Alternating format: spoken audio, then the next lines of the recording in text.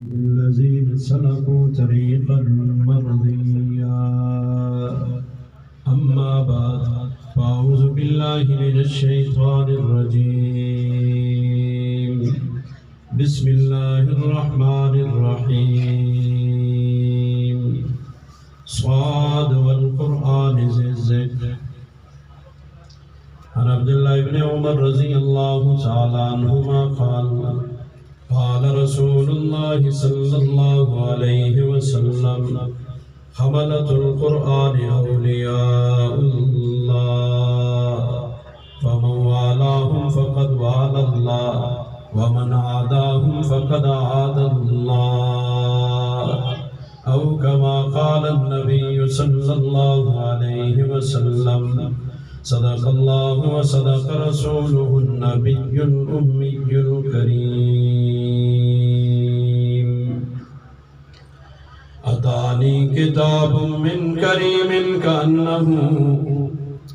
أتاني كتاب من كريم كأنه قلائد در في نهور الكواعب فقلت له أهلا وسهلا ومرحبا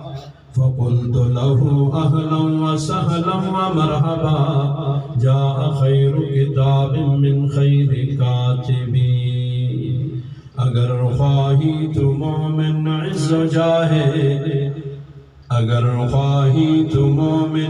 و جاہے چرا داری قدم بے روز راہے چرا تو دامن قرآن گیری کہ میں کر دی برہر یک ملک شاہے زامن جاہے مسلمان کیا یہ وہ قرآن نہیں زامن جاہے مسلمان کیا یہ وہ قرآن نہیں یہ ہے وہ قرآن مگر کامل تیرا ایمان نہیں ایک ہو کر سب ہما قبل خدا کو تھام لو ایک ہو کر سب ہما قبل خدا کو تھام لو نصرت مومن بتا کیا وعدہ رحمان نہیں دیکھتا ہوں میں کفِ مسلم میں ہر ایک چیز کو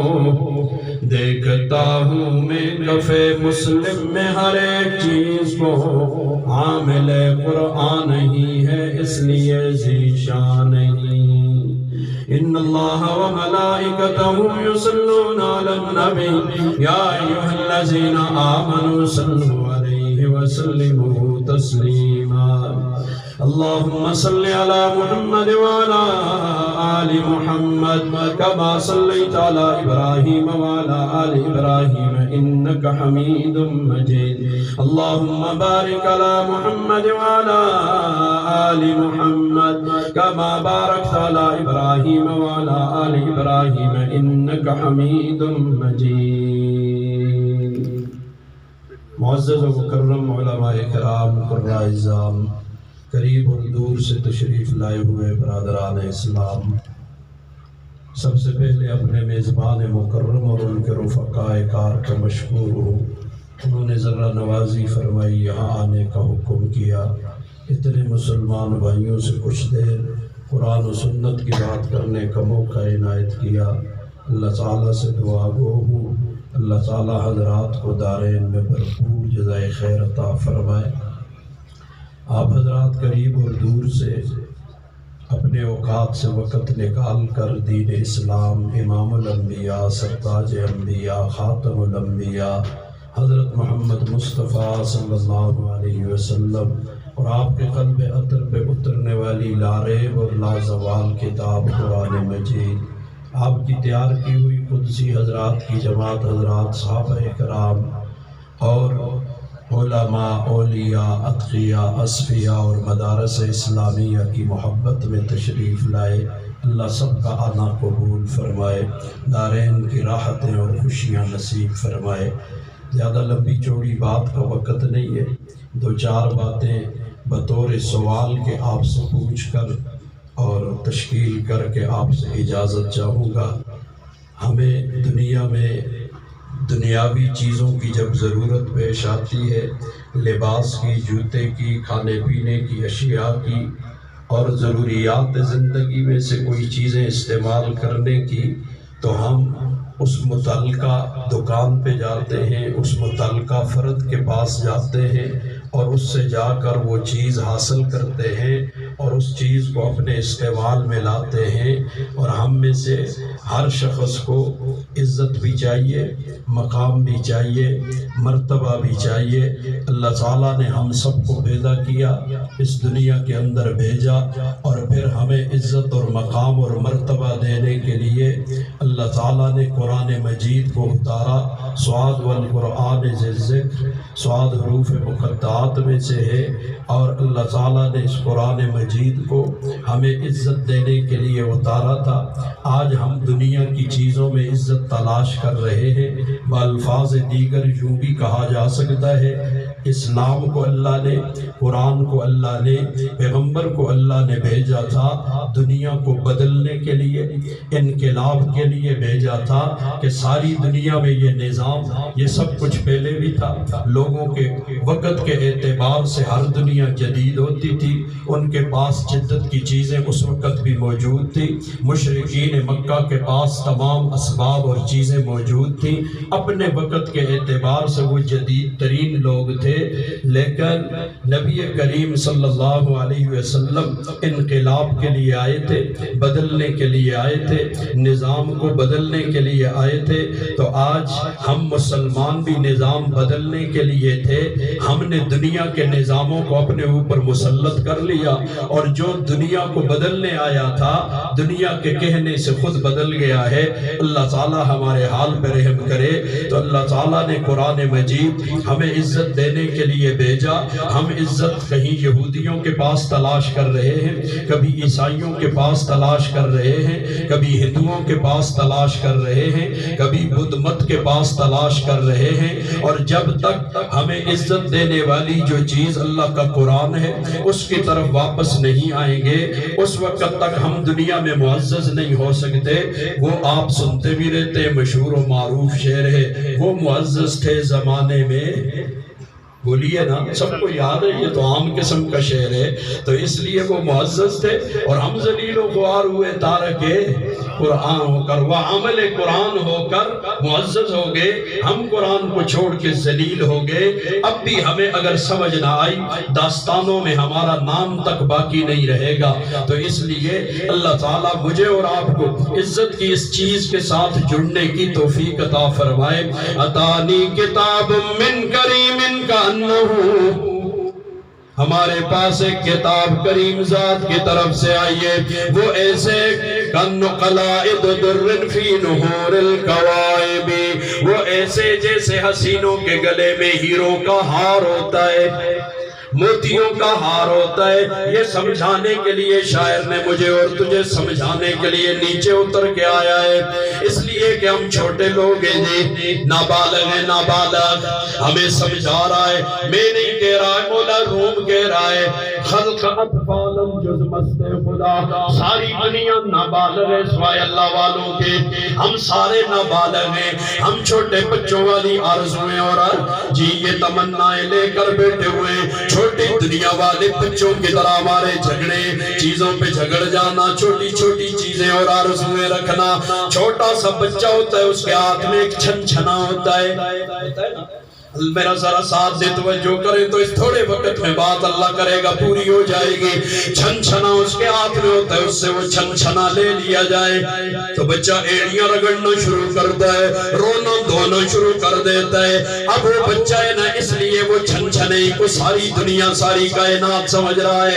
اب وہ بچہ چلتے چلتے بالغ ہو جائے اور اس کی نکاح ہو اور اس کی شادی کا موقع ہو، آپ کہیں بچپن میں نے اس سے چھن چھنا لیا تھا، یہ رونا شروع ہو گیا تھا، لہٰذا اس کو تحفے اور گفٹ میں چھن چھنا دے دیتا ہوں۔ آپ گفٹ پیک کر کے چھن چھنا لے کے اس کے پاس جاتے ہیں، تو جب وہ گفٹ پیک کو کھول کر دیکھے گا تو بتائیے خوش ہو ہوگا کہ خفا ہوگا؟ ہم سے ناراض ہوگا، وہ کہے گا مجھے بچہ سمجھائے اور مجھے یہ تحفہ کیا دیا جا رہا ہے۔ دنیا والوں اسی لیے مولا روم نے کہا ہے خلق اطفالا، ہم سارے نابالغ بچے جو مست خدا سوائے اللہ والوں کے کوئی بالغ نہیں، اس لیے کہ اللہ والوں کی نگاہیں اس دنیا پر نہیں، اس کے بعد آنے والی زندگی پر ہوتی ہیں۔ ہمارے نزدیک صرف یہی فیوچر ہے، 60 سالہ زندگی، 70 سالہ زندگی، 80 سالہ زندگی، ہم نے سمجھا فیوچر یہی ہے۔ فیوچر یہ نہیں، اس کے آگے ایک لامتناہی فیوچر آ رہا ہے۔ اس کے لیے بتانا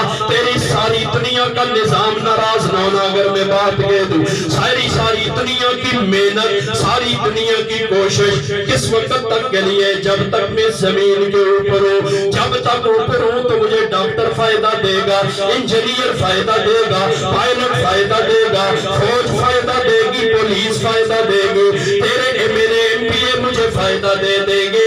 لیکن جس وقت میں اس مٹی سے نیچے چلا جاؤں، 1.5 2 4 6 فٹ نیچے چلا جاؤں، تو اس وقت تیری دنیا کی کوئی تعلیم میرے فائدے کی نہیں ہوگی۔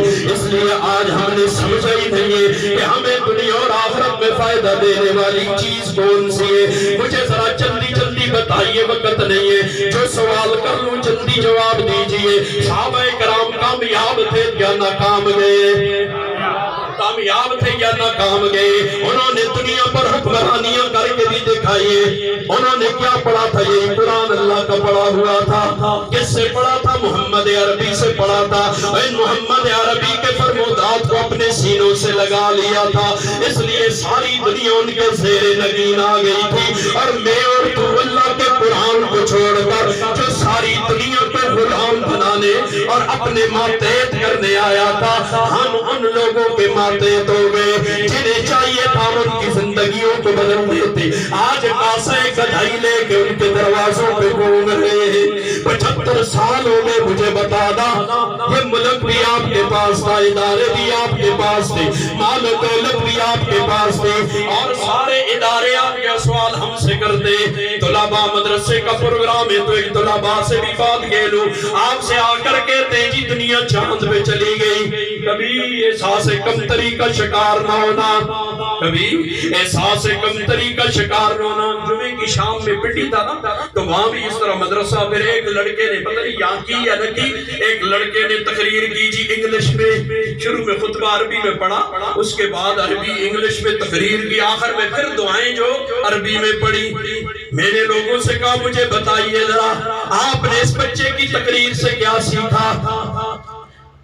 جی انگلش تو ہمیں نہیں آتی تھی، کوئی پتہ نہیں لگا ہوگا، لیکن مجھے بتا اس نے ابتدا کی تو کون سے کلام سے کی؟ عربی سے، انتہا بھی عربی کے ساتھ کی۔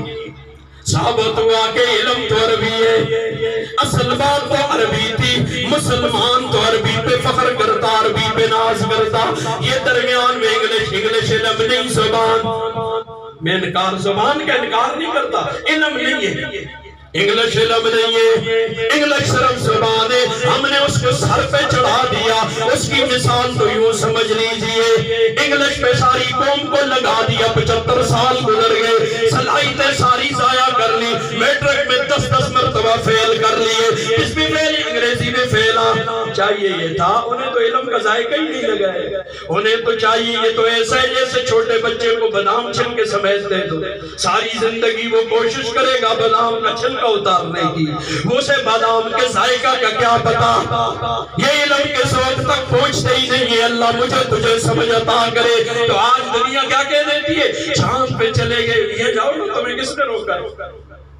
چاند پہ جاؤ یا کس نے روکا ہے؟ مولوی نے فتویٰ دیا ہے چاند پہ نہ جاؤ، اور جو آپ سے ایسا سوال کرے نا اس سے پوچھا کرو لازمی طور پر، میاں آپ کتنی دفعہ گئے چاند؟ لا بالا وہ کیا کہے گا میں تو نہیں گیا، تو آپ پھر اس سے کہنا میاں چاچا جان، مامو جان، لالا جان، بھائی جان، جو کام آپ نے نہیں کیا ہے مجھے تانا کیوں دیتے؟ پہلے جاؤ تم ہو کے آ جاؤ نا، پھر ہمیں تانا دینا، پھر تمہارا تانا بندہ بھی ہے۔ امریکہ گیا ہے، امریکہ گیا ہے نا، میری آنکھیں روشن ہوتی، دل ٹھنڈا ہوتا اگر تم کہتا پاکستانی گیا ہے۔ ادارے تیرے پاس تھے، پیسہ تیرے پاس تھا، تیرے ٹیچروں کی تنخواہیں بھی، اور میں کیوں نہ کہہ دوں میرا دل جل گیا اندر سے، میں دکھا ہوا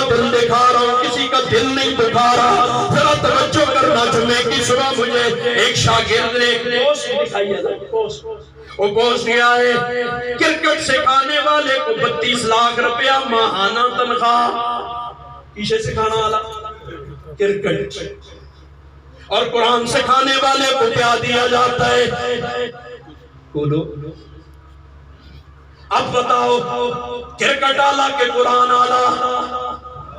کھیل کا میں انکار نہیں کرتا، تو تفریح کر، کھیل و مفتیوں سے پوچھ، صرف میرے سوال کا جواب، کرکٹ آلہ کے قرآن آلہ؟ تو جس ملک میں کرکٹ والے کو 32 لاکھ ملے، یہ نوجوان نسلیں دیکھ رہی ہیں نا، یہ باہر کے تو نہیں دیکھ رہے، بلکہ ایک اور بات اس کے ساتھ اضافہ کر دوں، آئیے ایک علاقے میں چلا گیا، اپنے ضلع ہزارئی میں ہے، نام صرف عبرت مقصود ہے، کسی کی توہین مقصود نہیں، وہاں چلا گیا، شادی کا پروگرام تھا تو بیٹھے تھے، بیان سے پہلے ایک جگہ گھر میں ایک نوجوان مجھے کہنے لگا، حضرت آپ کو پتہ ہے پچھلے 2 ہفتے پہلے ادھر ایک شادی ہوئی ہے، ایک گویہ بلایا تھا گانے والا، تو اس کے ساتھ جو طے ہوا تھا 2 لاکھ روپے، کتنا دیں گے؟ دنیا والا ہماری بات تو سمجھو نا، ہمیں بھی آگے کچھ سمجھاؤ دنیا والوں، اللہ کا راستہ، کل قیامت کو ان میں سے ہر ایک بات کا جواب دینا پڑے گا۔